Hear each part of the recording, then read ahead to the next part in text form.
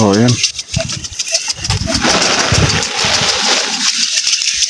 ating si shower kasi kailangan po nito ang dilig. Ano, tuyo ang puno, kaya kailangan ang tubig. Itong si shower ito para po mas lalo pang gumanda. Ayan yung ugat, kaya kailangan madilig para maganda. Bukas ay Huwebes, bukas sisimulan ko ng bunutin. Mahirap po kasi ang magbunot. Hugasan pa natin to, hugasan ang ugat.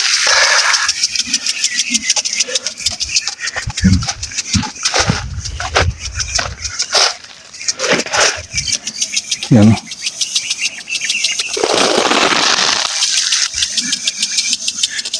Shower po natin siya para po mabasa. Shower po natin siya ng ilang oras. Tanggalin po natin mamaya 2 oras o 3.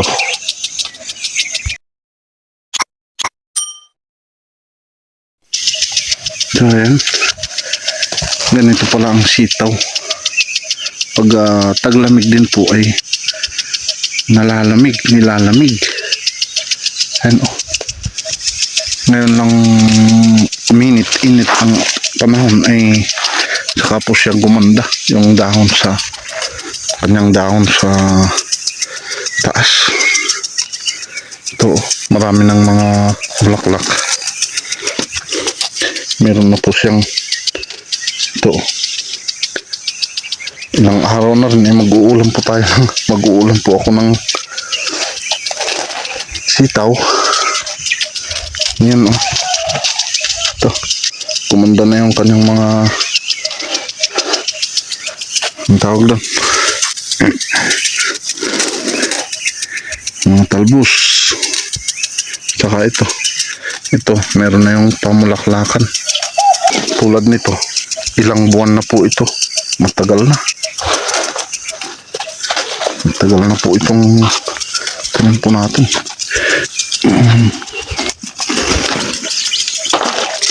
Paakyat na po ito, naninilaw yung dahon. Ayan. Pero ayos na dito sa taas, ay ayos na din. Yan o, dami pong pag lalabasan ng kanilang mga bulaklak. So tulad po nitong sitaw dito sa baba, ayan, may kasamang ampalaya. Ayan yung ampalaya natin, may mga bulaklak, pero yung iba ay namamatay, hindi nagtutuloy. So ayan o, may bunga na siya. At ito naman po yung beans, Baguio beans. Ayan o, meron na pong mga bunga. Ayan, pasunod. Ayan, sunod po siya. Pero ito ay matagal din po. Yun, paakyat po siya doon. Ayan, doon sa taas. Nagsulubong po sila dito sa isa. May mga maliliit yung mga bunga ng mga bago. Ayan. Ito, meron din pong Baguio beans dito. Ito po yung barak. Ayan o, paakyat na doon. Ayan, umakyat na doon. Kaya sa ngayon pwede nang magtanim ng beans, Baguio beans. Yun, ang bunga ng Baguio beans naman.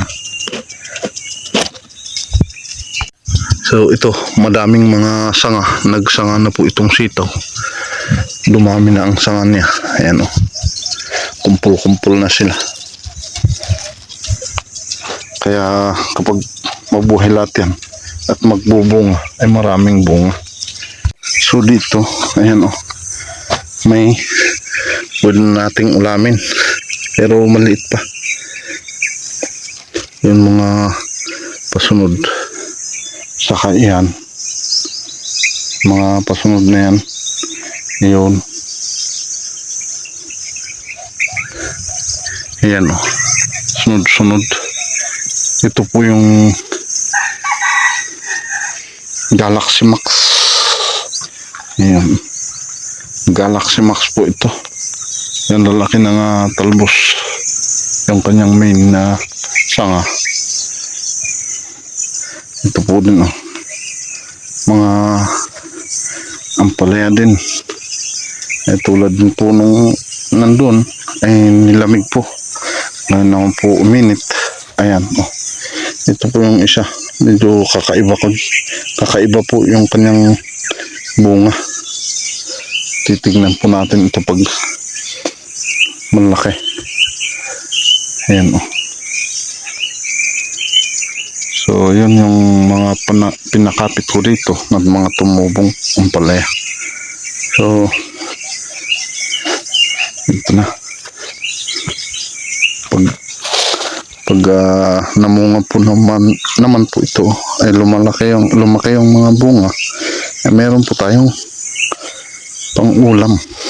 Siyempre may ulam po tayo dito sa bukid. So ayan po ang ulam.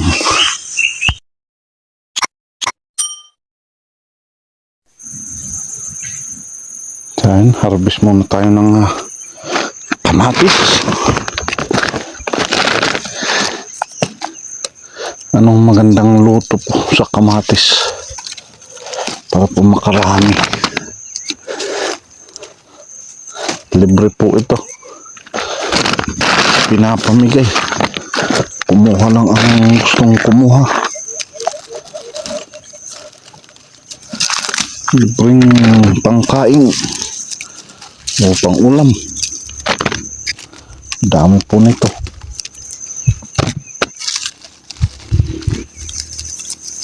Overripe na nga po yung iba, nasisira. Kukuhanin po natin yung mga magaganda.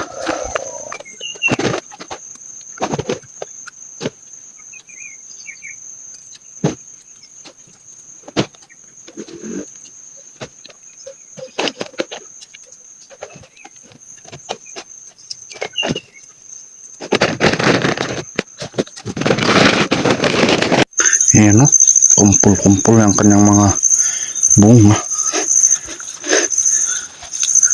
Kung mahal ang presyo nito, kahit nasa 50 ay 30 na-harvest na po ito. Ganito pong style niya, na-harvest na rin po ito. Pero wala, magbubuhat ka pa, sayang lang, sayang ang pagod. Kaya dito na siya mabubulok kung hindi makuha.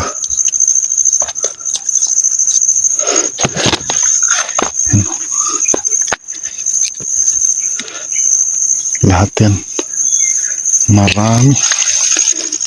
Kamatis, puro kamatis po lahat. Everywhere is kamatis.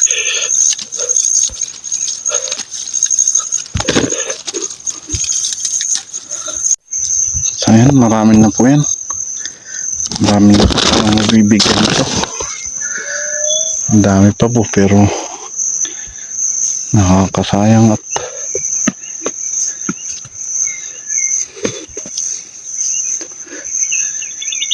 sana hindi po ito masisira para marami. Magsasawa pa muna tayo sa kamatis.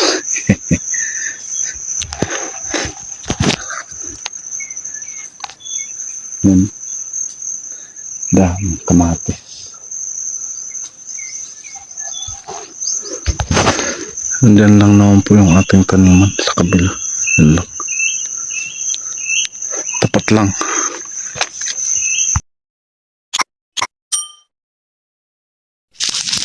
So ayan, nasilaban po natin.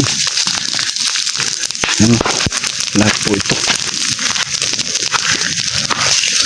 Ayan o. Linis na ang damo.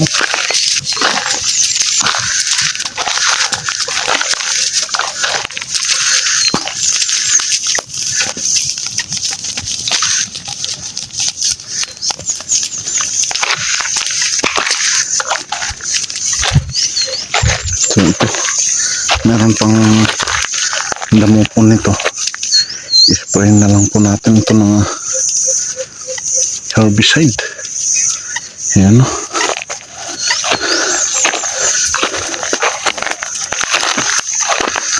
Ayan. Ayan. Linis na po yan. Ito.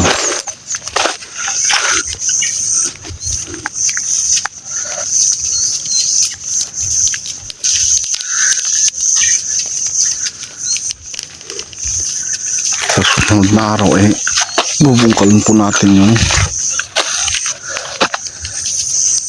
kahit hindi na po natin siya i-rotovator. Yung kasing rotovator ay ayaw umandar. Kung maka-upandar natin yun dito, ito po hanggang dun sa baba yung ating i-rotovator. Ito.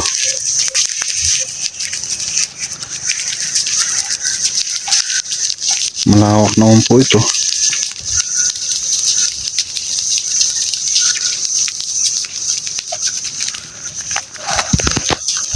Ayan na.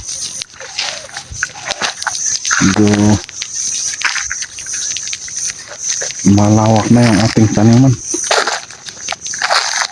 Taniman po natin ng gulay.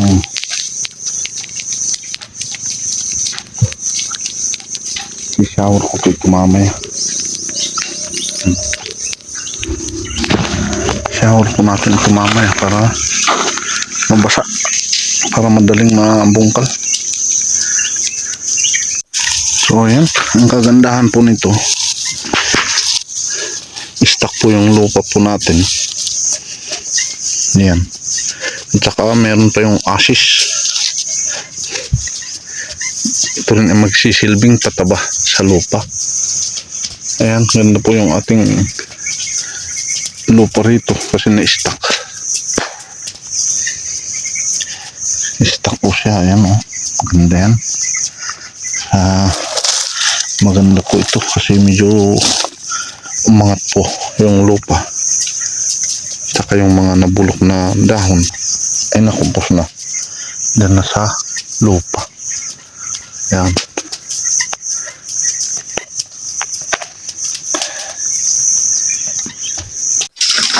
So ayan guys, mga ka-farm, natin pong sinyawer para po mabasa yung lupa.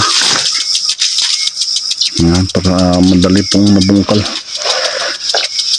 makapag-flat po tayo ng tataniman po natin ng sana iwan po natin na tray. So ayan, uwi na po tayo. Hapon na po. Alas 6 na ng hapon. So ayan, ingat-ingat palagi. Happy farming and bye-bye. God bless.